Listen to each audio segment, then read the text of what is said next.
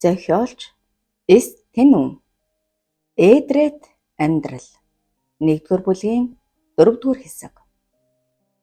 Далаа үрд зөгөөс гаралтай Хятад Монголын эрлийз. Түүнийг их сургууль төгсдөг жил нь аавны тухай хэлж далаа маш их бохимдож гутарсан ч эцэст нь хувь заяатайгаа эвлэрчээ.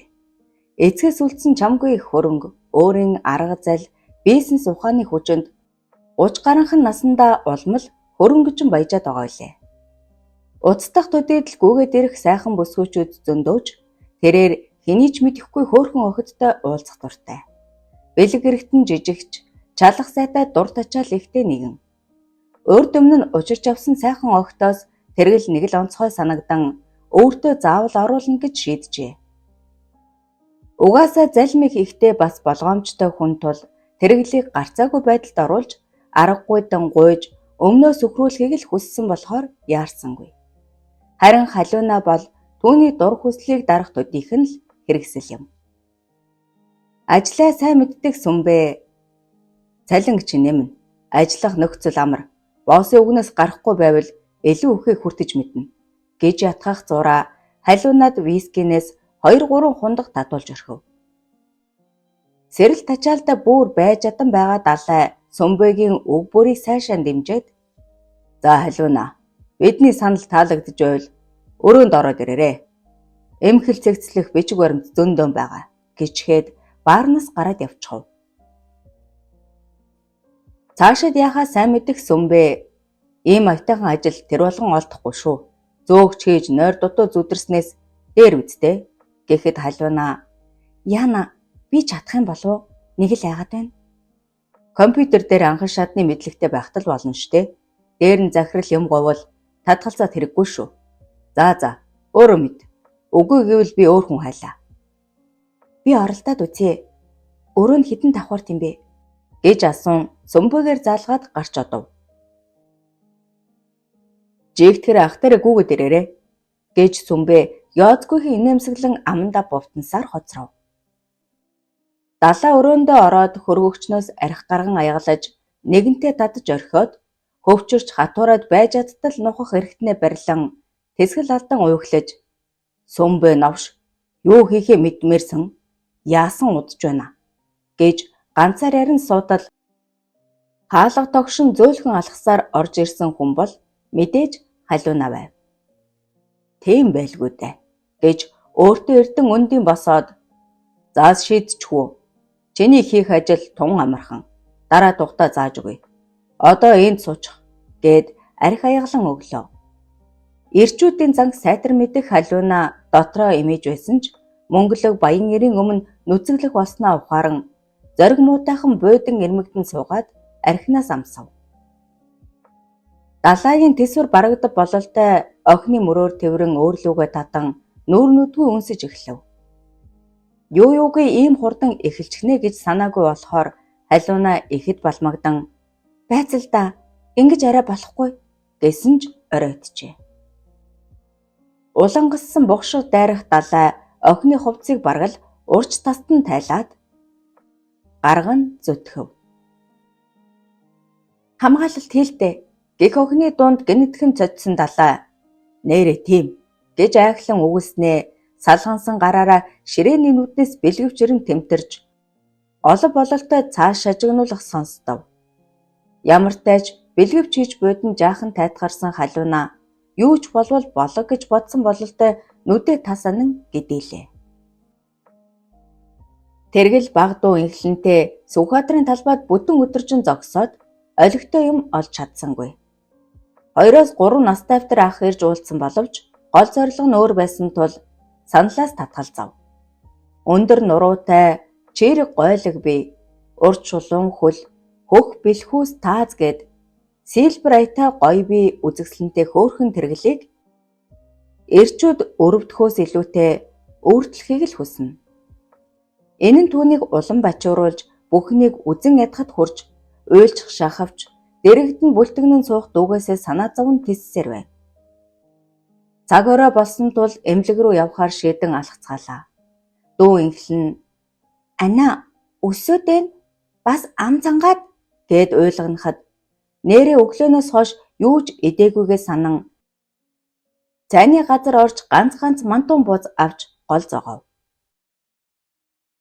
Эмнэлэг дээр очвол ээж нь бүр сайжирчихсан инээ далтан суух агаад эргэлт ирсэн бололтой дунд дүү тэлмэн гуун амттан дунд тансаглаж байлаа. Юу болов вэ? Хин ирэв? Ангийнхан ирлээ. Хөөх ёстой. Олон жил болоход мартаг байж шүү. Хуучнаа дурсаж хуучлаад бүр сэтгэл сэргэж эхлэв. Гэхэд тэлмэн эмч ээжийг маргааш гарч болно гэсэн.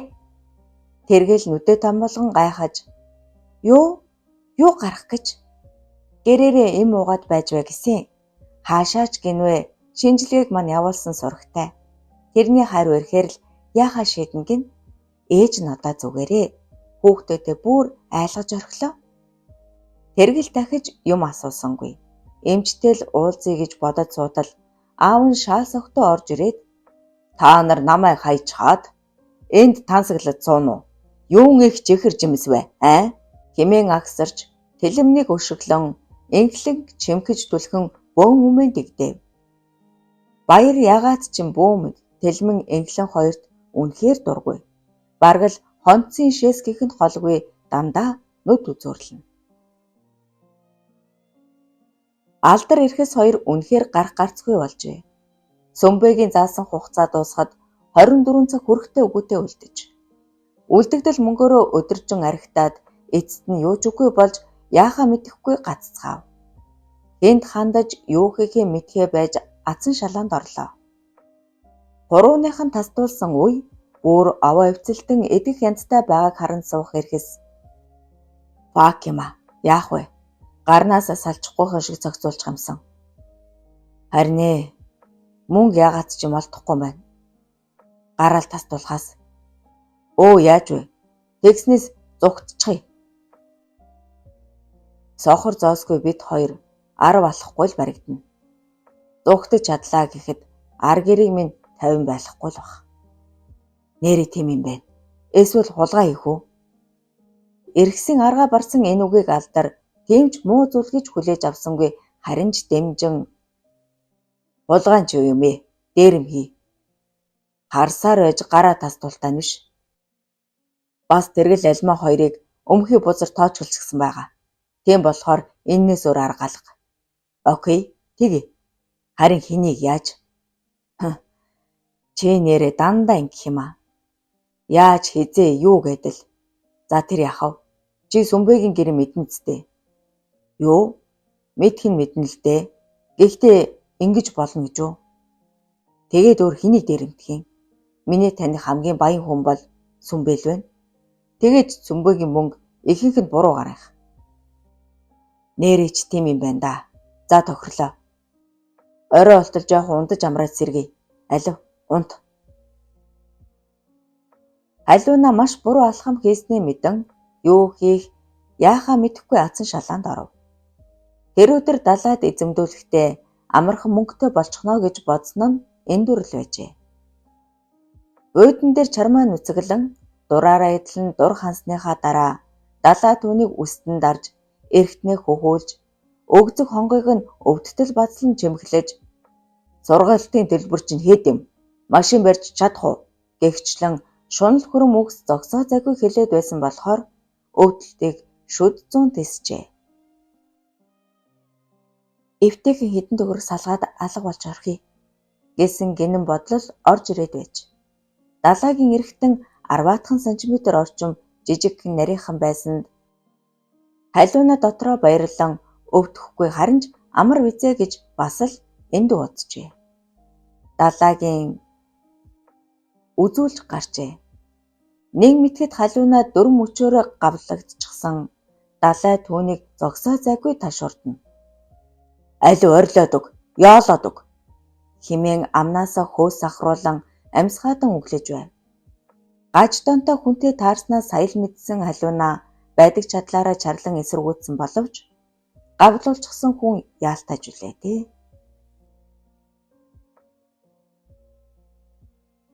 Сонсож байсан болохоор ч муухай санагдхаа болж таалагдж эхэлж байтал далай.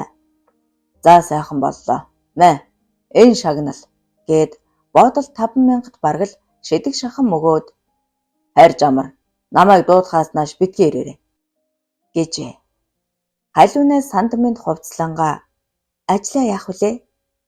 "Тэр яах вэ? Хайр жамар, би дуудана" гэхээс өөр юм хэлсэнгүй. Халиунаач мөнгөтэй болсон хүн тэр дорол гэртээ харж маргааш нь дэлгүүр хийсэн хувцас авч гэртээж идэж уух юм цуглуулж далай хизээ дуудахыг хүлээн удсаа сахин суусаар 2 хоног. Гэтэл сүмбэгээс дуудлага ирж "Та хоёрын заваарс нэг сүд бүсгүй мэдчихэж. Цаадах чинь өөрөөнийхөө камерыг унтраахаа мартсан бололтой" гэж хэлэхэд халиун айсандаа хөшиж орхижээ. 4-р хэсэг төгсөв. Эдрет амьдрал 1-р бүлгийн 5-р хэсэг. Наран алгидины жаргаж хотод харанхуй нөмөрсөнж гудамжны гэрлүүд өнгөнгөөр яран үзэгсэлэнтэй харагдана. Зуны намуухан дулаахан үдшээр залуу хосууд хөдлөлцөн зугаалж зам даган давхилдах машинууд гэрлээ анивчуулан үе үе дууд дохиг хангинуулах аж. Хэсэг амрааж жоохон чатуугаа сэргэж орхисон алдар эрхэс 2 сүмбэгийн байрны гадаа ирээд түүний гэрхийг хүлээн гэрэл багтай газар нуугдан суулаа.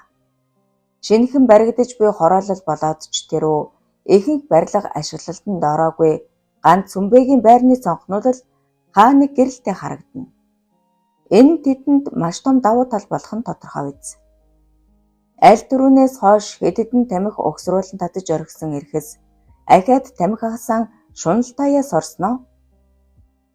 "Цаадах чинь ирэх байгаа да. Бас л шоуж гар шүү дээ" гэхэд алдар "Чи над тамхи бол л доо. Өөх гэж байгаа айтал өгсрүүлээд" гэж хэлснээ тамхины утаа гараараа савчин сарниулаад "Ирэх байлгүй дээ. Үүр цайж гэгээ ортол хүлээн. Ирэхгүй бол тэгээд дуусчээ. Дагаж ороод л яндалчих нь үсттэй. Гэрт нь орохгүй бол видео хэмжээний мөнгөтэй явна гэж байхгүй л дээ. Тэгнэ. Харин чи маска зүүхэ мартав да."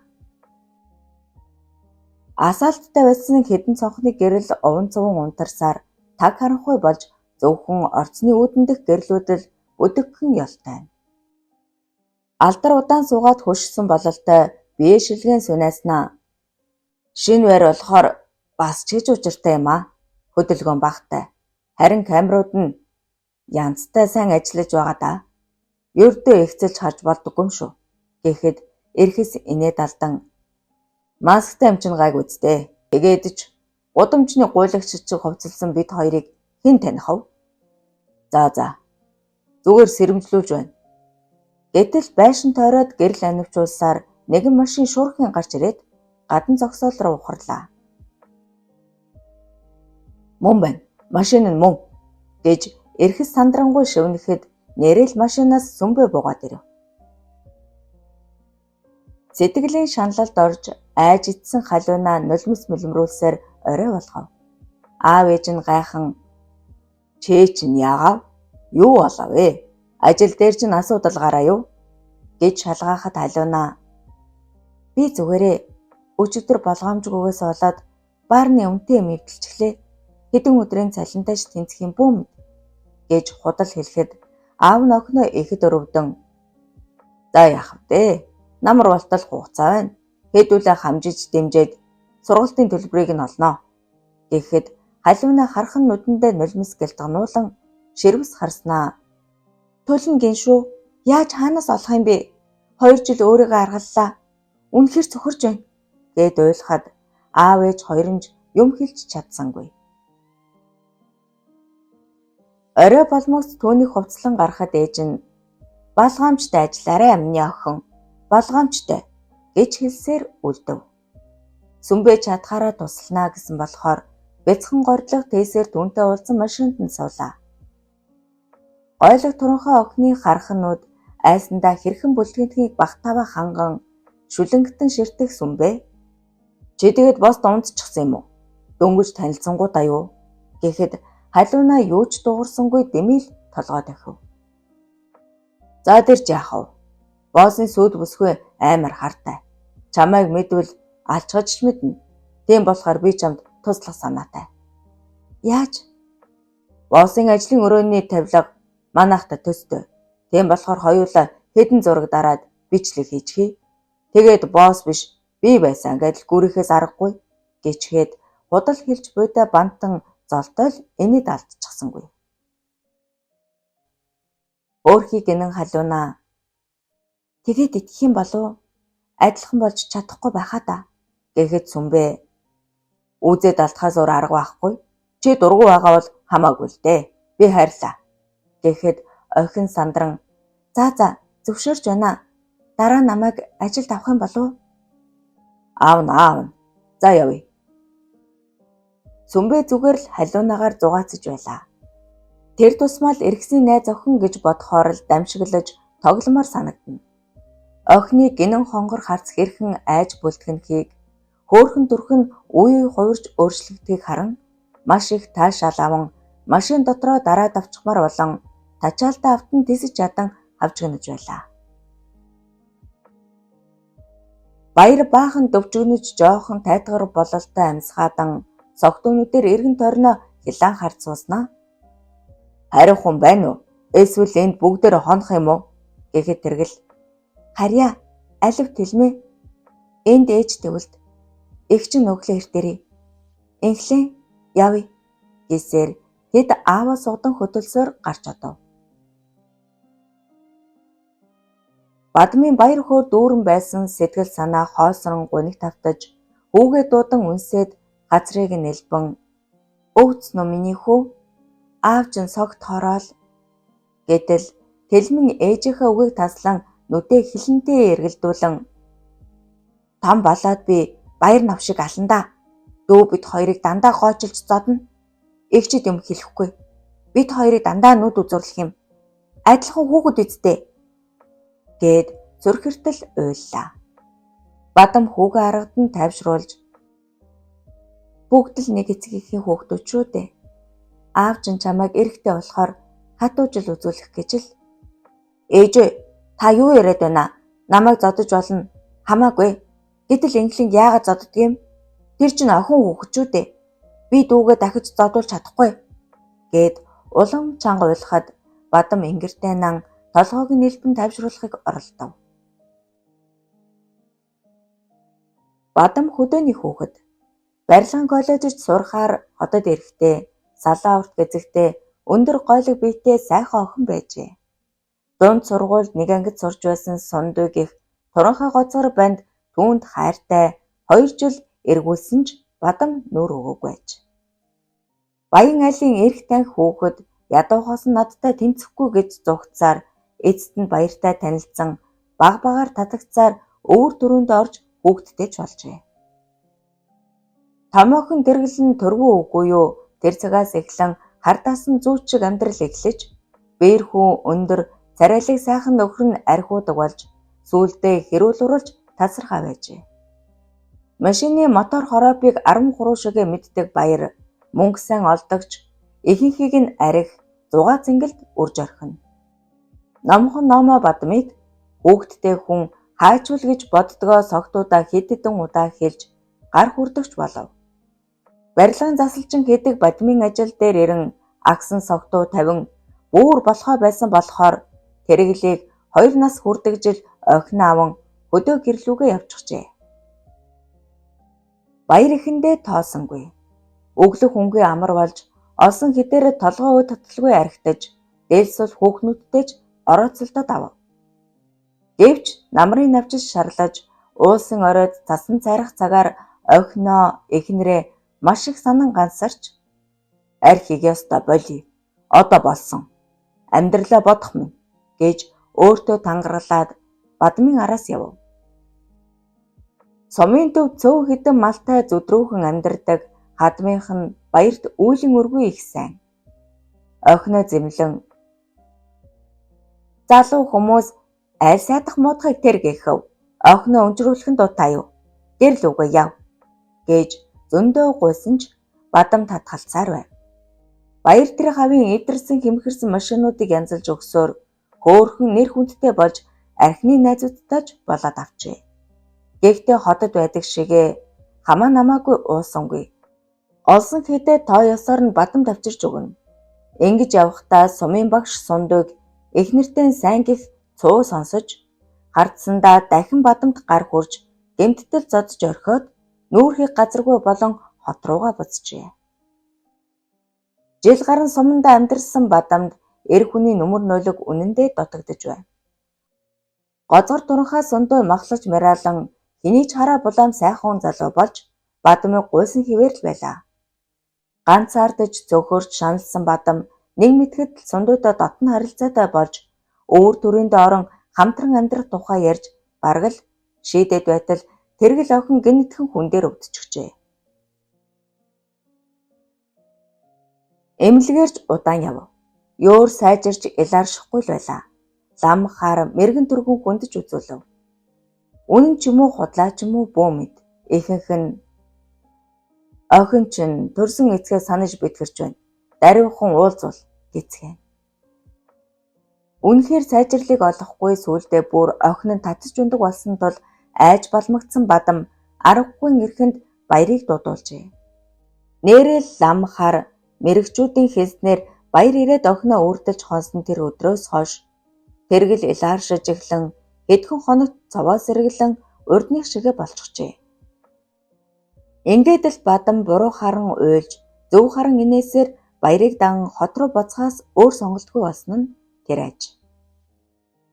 5 дугаар хэсэг төгсөв. Эдред амьдрал 1-р бүлгийн 6 дугаар хэсэг. Цахилгаан шат ажиллахгүй байсан тул манайх 7 давхарт юухан байх вэ? Алхаад гарчихъя гэснээ сүмбэ хараал урсган шинэ баргээд байгаа шүү.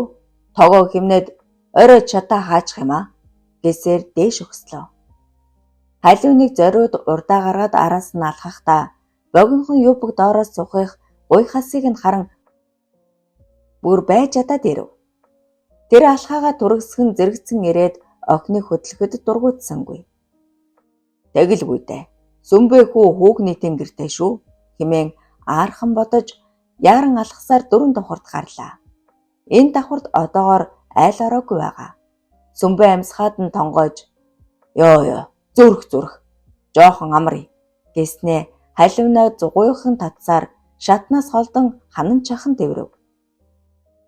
Гэнэт орцны хаалга дуурах шиг болоход сүмбэ амьсгаа даран чагнатал ашгүй нэг давхрын аль бололтой удсан ч үгүй чимээгүй болчихов. Тачаал айц зэрэгцэн бүрт сонин мэдрэмж төрсөн болохоор охины хормойг сүхэн дотоочтой зууралдав. Аха болилдоо яах гэсэн юм бэ? Зүгээрээ ах нь асуудлыг чинь аятайхан зохицуулаад өгнө. Сүмбэд үнэхээр төвчих чадал байсангүй. Угаасаа л охиныг эзэмтэн гэсэн бодолтой байсан хүнд орцонд хийх, ороод хийх хоёрт ялгаа юу байх вэ? За өнгөрчээ. Яахан болчих юм байна л та.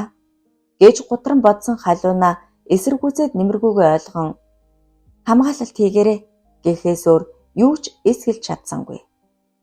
Сүмбэ амьсгаад нь зүтгэж охиныг ханан чахан хөлийн тахин орчмоор нь нуглан гараараа хөшин дээш өргөн алцайлгаад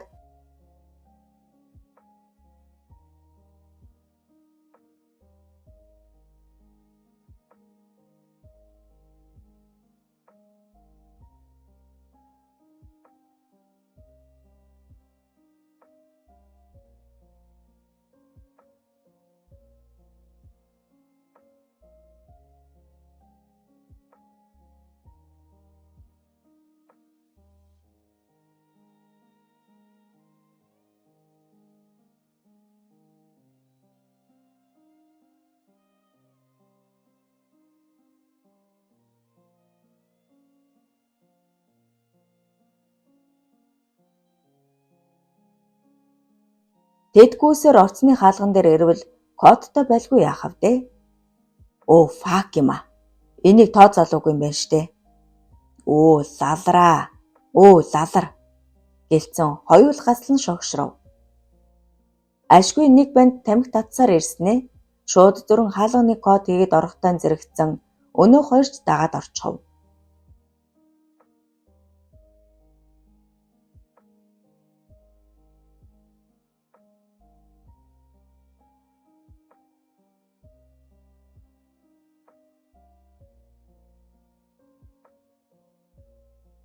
Тэр хоёр үлмий дээрээ гიშгэлэн гээш өгсөөр 3 давхарт гарвал хүний дуу гарan уйхлах сонстов. Өнөө хоёр ч мөн үү? Мөн юм шиг байна. Даралттай новшвэ. Гэртээ орох хооронд. Чш. Уйхлаа намдаж. За алхъя. Манайх 7 давхарт. Та хамгаалалт хийсэнгүй штэ гэж ярилцах дуулдаж алхаа сонстов. Алдар ирэхэд хоёр багаа өмсөн өнөөдүүлэг даган өгсөөр Сүмбэг нөгөө охиноо хөтлөн орох үед бариад авлаа. Хин хинийх нь амийг даран дотгош ороод бэлдсэн давгаараа нүдийг бож орхив. Харин ирэхэс охиныг халиуна болохыг танимагц цочин уулгаалдаж золтой л бага талиад шидчихсэнгүй. Бадмын ажилдаг цэцэрлэгийн эрхлэгч оюун ажилчдынхаа шаардлагаар аргагүй эрхэнд хандивын мөнгө гэрт нь хүргэж өглөө. Бадмын бие хэвийн сайн байсан тул засварын ажлаас зогтож худлаа башилсан биз дээ. Мөнгө өгдөг дэмий юм биш шүү гэж харамлан бодсон ч хамт ирсэн багш нар нүдээ ирмэн мөнгө өг гэж дохиод байсан тул Бадам ихчээ энэ хамт олонны чинь хандив. Эмчилгээнд чинь нэмэр болох байхаа. Таны яг юу өвцөн гэж байна? Цаашид яах ёстой болоо? Бадам инээмсэглэн тарихны хавдар гэж онцлогдоод байгаа. Хэд хоногоос тодорхой хариу гарна. Баттай нотлогдвол хагалгаанд орж таарах байхаа. Ахлах бүлгийн багш Настальтер эмэгтэй ихэд санаа зовонгүй. Төлбөр нь дээлтгэн аргагүй өндөр байгаа да. Энд хагалгаа хийж чадах юм болов уу? Бүх хотод хийждэг гэсэн даанч төлбөр нь их. Юутайч тодорхой хариу хүлээндэ гэлээ. Оюун. За тааж мөд ажилдаа орохгүй байна да. Цэцэрлэг маань их засвартай. Таны хэрэг их байсан юмсан. Бадам охин луугаа нүд буландан харснаа. Энэ манай том охин надаас тааргүй засалжин. Намайг дагаж ажилласаар байгаад мэрэгжлийн шахуу болчихсон юм. Сая их сургуулаа төгссөн. Ажилд ортол төр ажиллавал сайн л байна. Гэхэд оюун уухантаас дэмжин хүүе тэгэлдээ. Юу сайн юм? Намраас манай туслах багшаар ажилласан ч болно. Ингээд тэд яв цав тохиролцсон оюун эрхлэгч тэргэлийг заа чи маргааш эртгэн ажлынхаа говцтой хүрээд ирээрээ. Ажил их байгаа шүү гэд гарахтаа ашгүй сайн засалчин олчихлоо. Батлагдсан төсвөөс хэдэн төгрөг унгааж авах минь гэж баяртай нарахгүй бодож байлаа. Баг өмссөн биерхүү хоёр залуугаас өнхөлцгөө хахардал айсан Сүмбэ. Та нар юу хүсэв? Надад юу ч байхгүй гэж баахан гоншигнов. Халиунатай явалдаж буйг мэдсэн эрхэс багтартлаа уурлан хэд сайн зохиод авсан нь Сүмбэг бүр гүлэг болгож орхив. Харин халиуна буудан үнцэгдэж суучхаад юу ч хэлж чадахгүй бөмбөгнөн Сүмбэгийн гэр далайгийн өрөөтэй адил зүйл юу ч алга болохыг гайхан харж байв. Сүмбэ яагаад уурлаад байгааг ойлгож чадсан Алдар чи яагаад байна? Мөнгө аваад хурдхан арилъя гэхэд шуугтан түнтэгнэх Сүмбэ халиуна байна штэ. Нөгөө хилээд байсан хэмээн шивнэв. Юу? Алдар бөмбөнтөл жижиг туранхай хөөрхөн охин лөө нүд буландан харснаа. Энэ юу охин юм бэ? Дүү ч юм уу? Дүүшээ. Манай захирлын юу яасан хэмээн Сүмбэг ярихад эрхэс ухсгийн босоод түүнийг заамдан захирал яасан гэдэг юм бэ? Хилээч гэд нүүрлэн түсгийтэл цохоод авав. Өөрөөс нь асуугаач ээ. Би сайн мэдэхгүй гэд Сүмбэ гараараа толгоогоо хамгаалмаар айдан газар хэвтээд өгөв. Алдар охин луу занган чи яв харь энд юу болсныг хүнд хэлвдээ. Энэ хүнтэй дахиж буй харьц. Их муу хүн шүү гэхэд халиуна толгой догсоор яаран гарч одлоо. За алин мөнгөө гарга хурдал цагааг байна. Гэхэд эрхэст гараа мушгуулан амаа болгосон Сүмбэ тэр тэнд гэж жижигхэн сефийг зааж дор нь онгойлгол 7-8 орчим сая төгрөг $2000 өөр юу ч байсангүй. Эннээс өөр юу ч байхгүй. гэж өглөн дуулаад байсан тул явхаасуур аргагүй болжээ. За новш минь цагдаад мэдэгдээд үзээрэй. Хурчирээд алж орхин шүү гэж алдар ширэн өнгөөр хилээд гарч явтал эрхэс гэнэтхэн эргэж очиод Сүмбэг балбаж гарав. Цаадах нь аврал ирэн тонгойх зураа эрхсийн гарнаас зуран одоо болоо штэ байснаа өглөө гэж орлоо. Алив явъя гэсээр алдар гуйн ирж эрхсийг хүчээр чирэн өөд рүү зүгэллээ. Багтартлаа авралсан эрхэс хурууны үзүүр нь час хийтэл өвдөж өрөөсөн бээлийн Сүмбэгийн гарт үлдсэнийг ч анзаарсангүй. 6 дугаар хэсэг төгсөв.